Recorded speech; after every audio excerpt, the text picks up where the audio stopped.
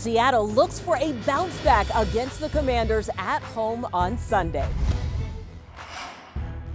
Hello 12s, I'm Jen Mueller with a preview of a team Seattle hasn't hosted since 2017 and a week that started with some hard truths on Monday.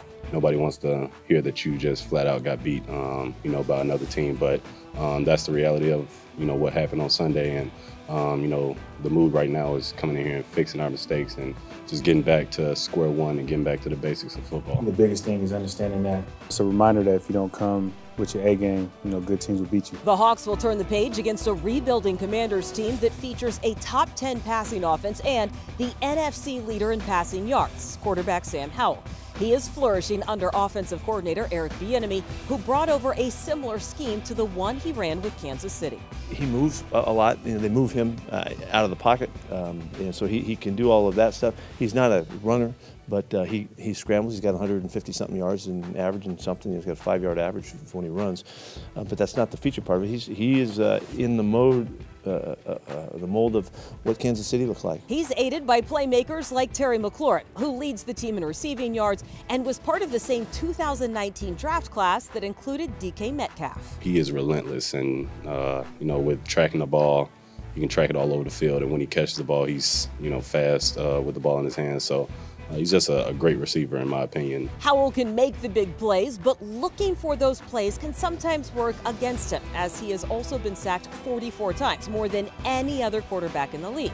That could create opportunities for a Hawks defense looking to get back on track after giving up 515 yards last week in Baltimore. Teams have been able to get after him, been able to sack him a lot, but kind of like what you said, for every maybe sack or whatever, he's able to escape some plays. There was a play that I think he got a 3rd and 23, by using his legs. And so I think we need to be mindful of that. Coming into the season, the defense looked like it would be a strength of the Commanders, but approaching the midway point, they are among the lowest rated in the league.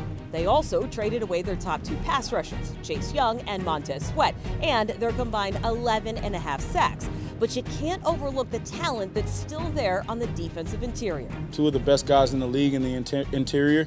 They're very stout up front. They can play the run and get after the passer. They play hard, and the interior of their defense hasn't changed much in the past few years. So they're always going to play hard. They're rushing hard, and their back end is very solid, and they're very sound with how they rotate and how they, play other opposing receivers. The numbers say the Commanders are allowing 368 yards and 27 points a game.